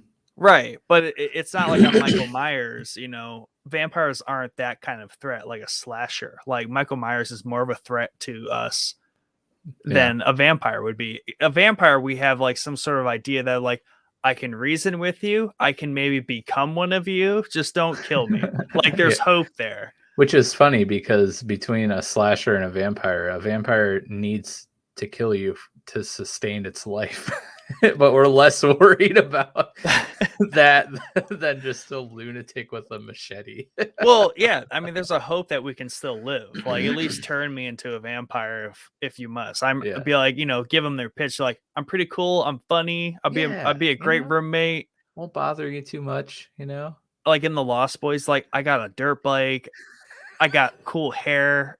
I got a cool leather jacket. Yeah. Come on, Keith or Sutherland, pick me. Yeah, exactly. Yeah, I don't know. I think my verdict on the series is it's a great series, and I feel like a must watch. I think of the three, it's probably number 2 for me. Yeah, agreed. And again, nothing against Bly Manor. I thought that was a good series, but like I watched Bly Manor right after finishing Hill House, so I was like coming straight off of the best of the three, and Bly Manor was just different, right? It wasn't bad, it was just not the same. So that kind of like gave me a certain impression of the show. And again, it's not bad. It's good, but it's not Midnight Mass. And it's definitely not Hill House. Yeah, I think as far as like, I don't know. Hill House has a very good build up, and it continues to build up. It's a lot of that back connecting, whereas like by the end of the series, you're like rethinking about everything you just saw. Mm-hmm. Whereas Bly Manor's kind of in between. Obviously, there's Hill House, then there is Midnight Mass, which is completely linear, very gradual, very apparent to the viewer.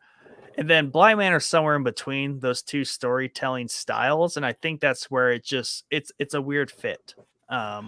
Yeah, because it's got a little bit of elements of both. Mm-hmm. I think the problem with Bly Manor is like it could have or wanted to have more of the Hill House like terror, and it just didn't. It just couldn't connect because he was also trying to do something else with the storytelling in that. Yeah. Did you find yourself like looking in the backgrounds of scenes and stuff to see if you could like find any?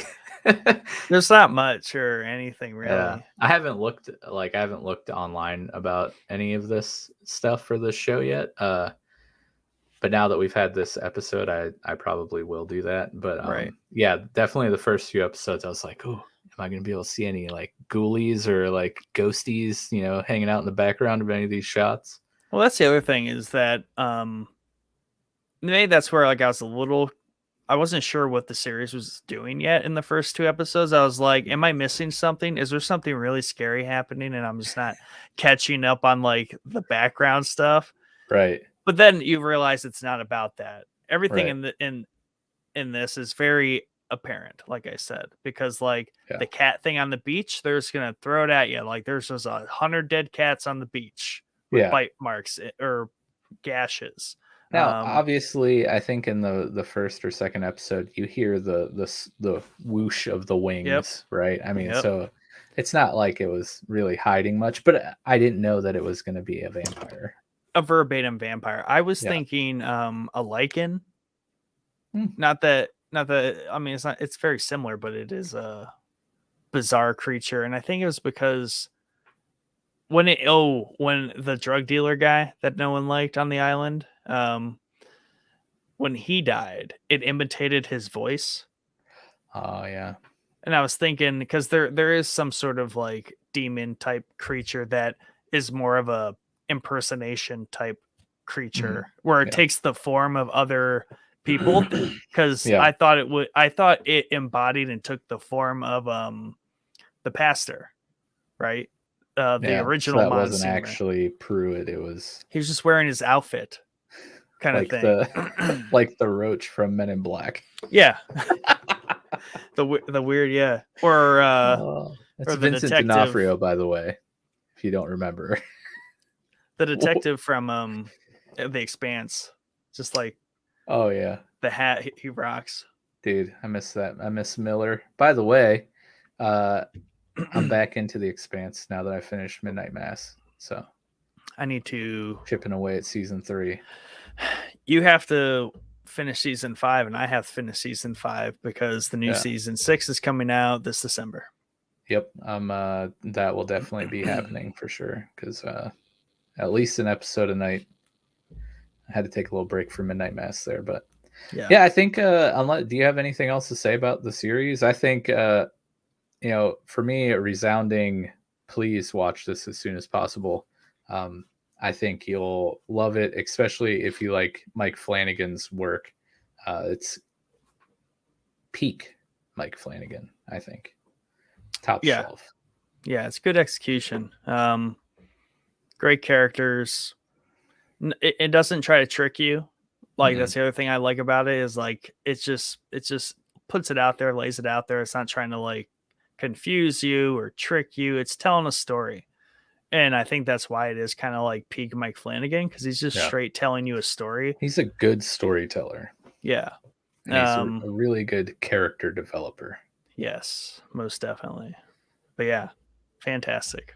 I'm pretty sad that Jordan wasn't able to join us, because I remember when he started it, like he's like, I'm starting Midnight Mass. I like it. And then like the next day or 2 hours later, he's like, I hate it. So really? Yeah, in typical Jordan fashion, the cynic he is.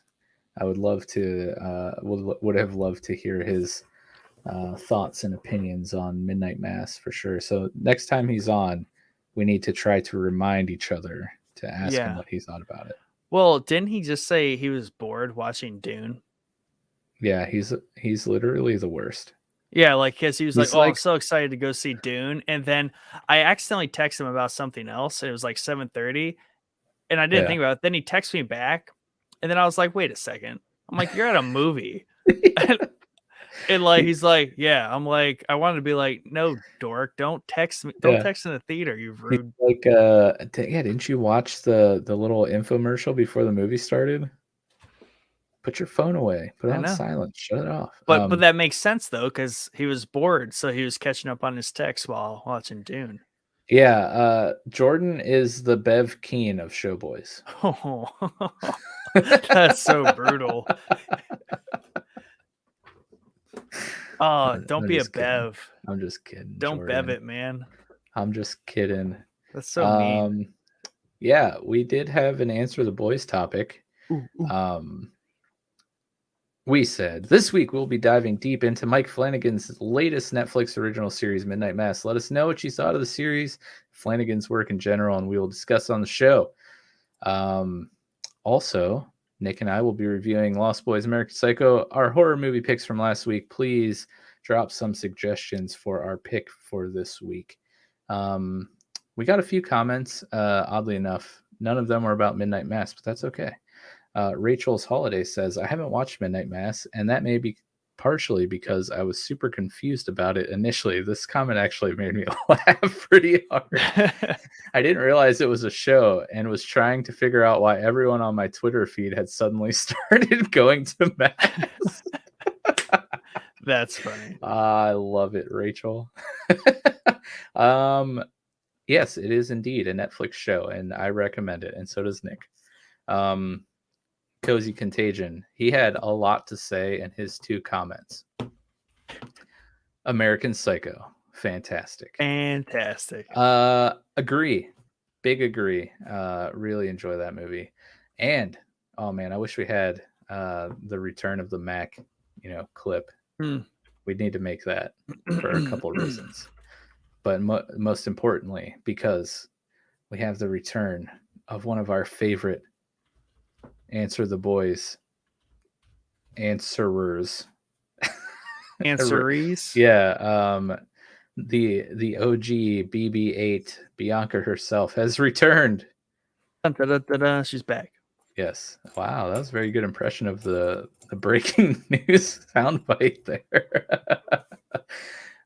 She says, horror movie suggestions. Anything by Jordan Peele, which really is just 2 movies, Get Out or Us. He is such a creative and original writer when it comes to the genre. He truly knows how to make people terrifying. A lot of psychological terror while also making important social commentary. Highly recommend. Highly agree. I've been wanting to watch Us for a while, and it's literally as simple as me opening the case, putting the DVD into the player, I just and can't pushing believe you own the play. DVD. Oh, dude, I have a lot of Blu-rays. Right back there, buddy. On the old piano.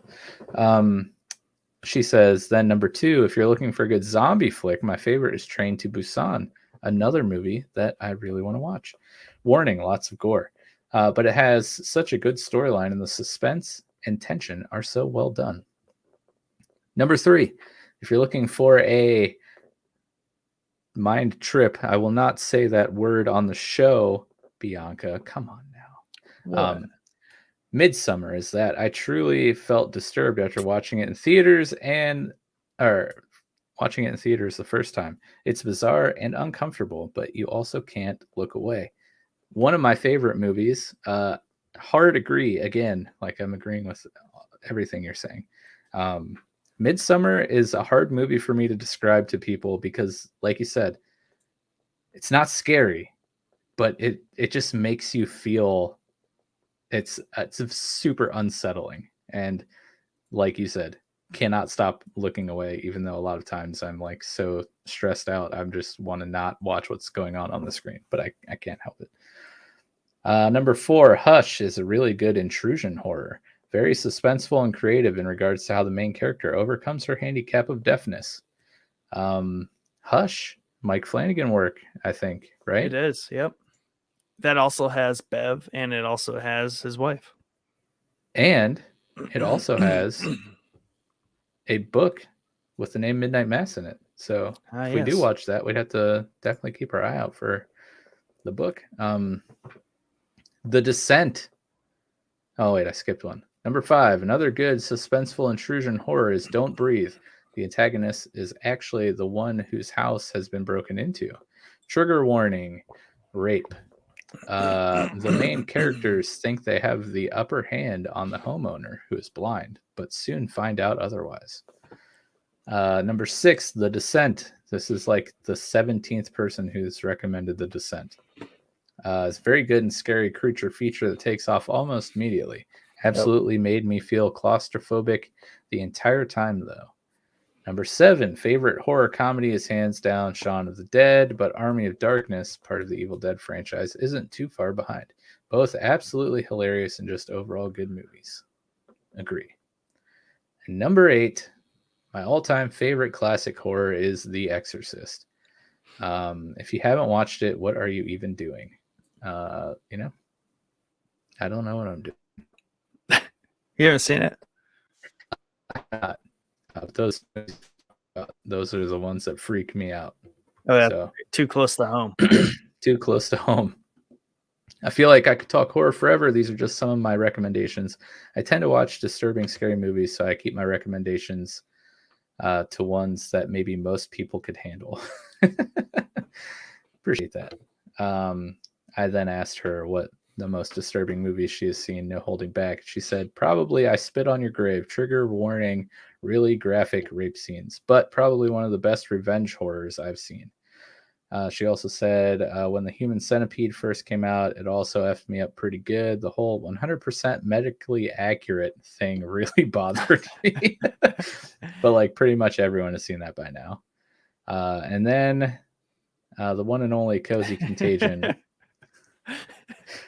Hellfest. What a gem. What a gem. What a gem. Mel said, I can't bring myself to watch The Human Centipede. Too much for me.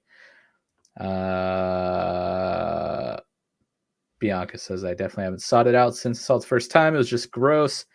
Mel replies, I can do gore, but the gross out stuff is just a big nope for me. And then Cozy Contagion. with a cover image of like the DVD case for Hellfest. I think he's a fan of the movie. I'm not sure. Well, it's executive producer of The Walking Dead. Yeah. Get on board, Mike. What part of The Walking Dead, though? Are we talking about the good part, or like when it started to go downhill? And then BioCiv chimes in. I tried to do comments and chimes, and it just did not work. Chiments. Yeah, he chimes in. The only movie I've ever left the theater was Blindness with Julianne Moore and Mark Ruffalo. The movie was about an epidemic where blindness afflicts everyone except our protagonist. It was okay, but a little hard to watch until about 20-ish minutes from the end, where there's a mass rape scene of blind women, and Julian's character is stuck watching helplessly. I couldn't finish the film. Mark Ruffalo, what are you doing? I hope it wasn't Mark Ruffalo, and I also can see why you left the movie. That makes a lot of sense. Good Lord. That's 3 in this Answer the Boys. Rape was trigger warning basically on like 3 different movies. Yeah, I mean, that's a good trigger warning. Yeah. But I think that goes plays into our conversation last week about how horror has evolved into just like right now it's just trying to be shocking and disturbing. And that's one way to do it. I think that was 2000. Well, yeah, like 2000 to like 2015.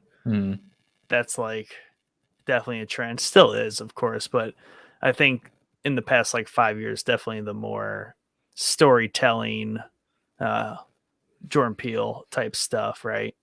That's kind of where we're in these days. Oh, and I did want to mention, while I have you all,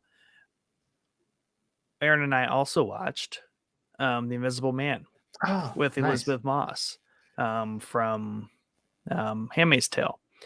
Heard this was a really good her eyeball stare that she does and like everything she's in, like that's scary in itself, and that's how the movie opens. But pretty good movie, pretty good watch, and I like this like micro pocket of horror scary movies, because this is technically an era we did not discuss just because there isn't a lot of it, but it's like the lockdown era where they kind of feed on our anxiety of being trapped in our homes or like stuck with something you can't shake, basically what being a haunting is. But this movie has a cool spin on being haunted / stalked kind of. So yeah, definitely worth a watch. Good movie. Yeah, we may or may not have a news article on Monday about Blumhouse and maybe working on some unannounced Universal monster movie inspired flicks. Similar. Breaking news. Similar in vein to The Invisible Man. Wow. So yeah. I'm glad you remembered, because at the beginning of the episode, I remember I was like, I'm supposed to ask Nick about The Invisible Man. And then I forgot. So I got me. Good on you for getting you. But yeah, thank you guys, everyone who commented in our Answer the Boys topic this week. We appreciate it. I think now we have to pick. I think we decided last week we were gonna pick one movie for both of us to watch. We're gonna watch the same movie this time. I think is what we decided, right? Mm-hmm. You want to call an audible on that and do two different ones, or? Well, what do we got to pick from? Basically, Bianca's list. Well, she has that list, and then there was still the Murder Party movie. That Murder Party. BioCiv, I think, was the one who suggested that.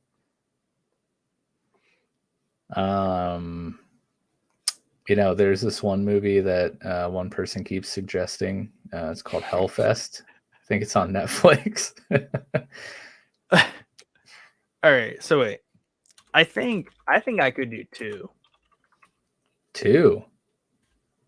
Well, you also have to remember. Yeah, I don't want to commit to two. What our episode is next week. Right. So Murder Party? I'm cool with Murder Party. Let's do Murder Party. We got to rent it, but it's 100% on Rotten Tomatoes. Oh, nice. Another rent? You guys really need to sign up as patrons. I don't know if I can continue to afford this weekly movie rental. We only do it 1 month a year, I guess. Yeah, this $8.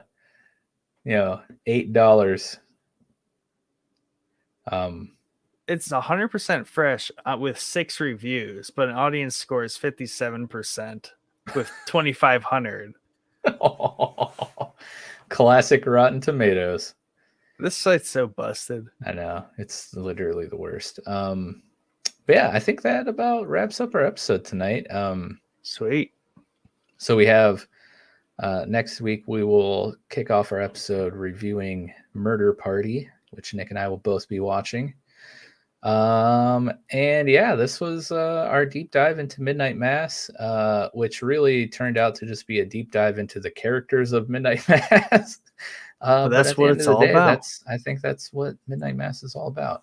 And I even though we spent like an hour talking about Midnight Mass and the characters, I still don't really think we scratched the surface of the stuff involved with these characters. We didn't talk about like a third of the characters. Yeah, we barely talked about Riley. We didn't really talk that much about his brother. Paul. We didn't talk about his little brother. We didn't talk about Lisa. There was a lot that kind of got glossed over. But hey, we'd be here for 7 hours. Go watch it. Yeah, go watch the show and let us know. Like we said at the beginning of the episode, check out our Patreon page, patreon.com/showboyspodcast. Check out all the things we have to offer in our 4 tiers, and just $1 a month. You could help support the podcast. If you're feeling frisky, you can bump that up to 3. You can bump it up to 6, or you could be a top tier patron like our good friend Yusuf H, and hit us up that 10 spot.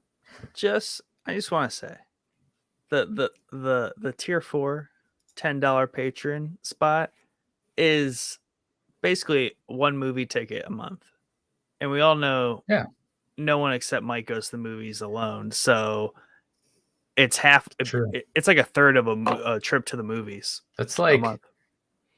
2 Starbucks drinks. That's like a smoked brisket burrito from Chipotle. It's actually cheaper than a smoked brisket bowl from Chipotle. $10.50, but it's all right. I got it once. I will say it's probably not as tasty if you try to like eat your computer monitor while you're on the tier 4 page, but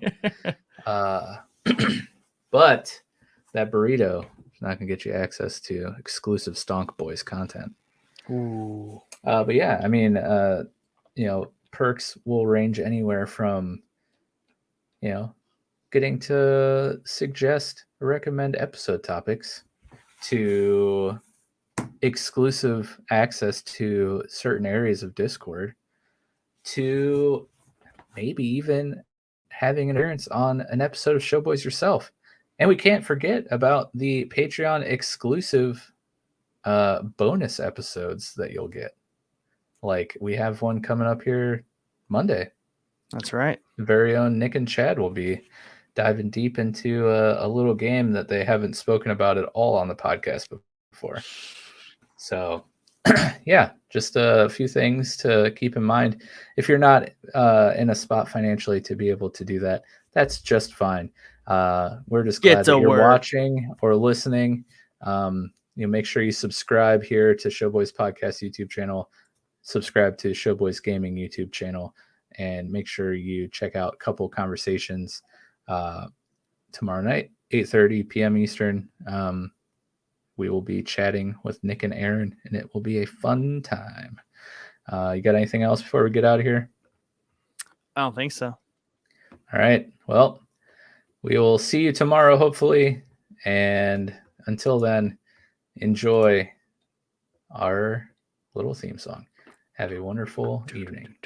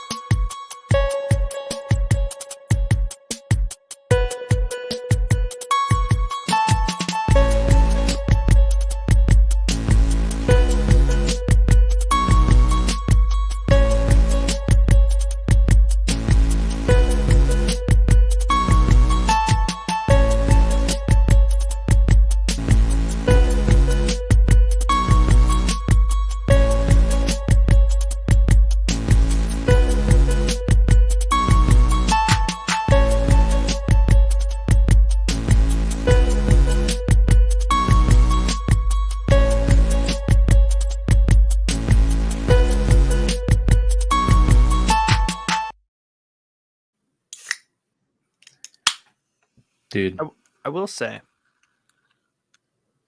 that was episode 59. Yeah. Next week is episode 60. Indeed. And I just get more and more excited for episode 66. Yeah. I have a question though. Yeah. Does your chin like ever get itchy under your beard? Like sometimes. Like right here in the front. Yeah, I got some serious like dry chin, and I need some good like chin moisturizing tips. It's a good beard wash, maybe a good lotion.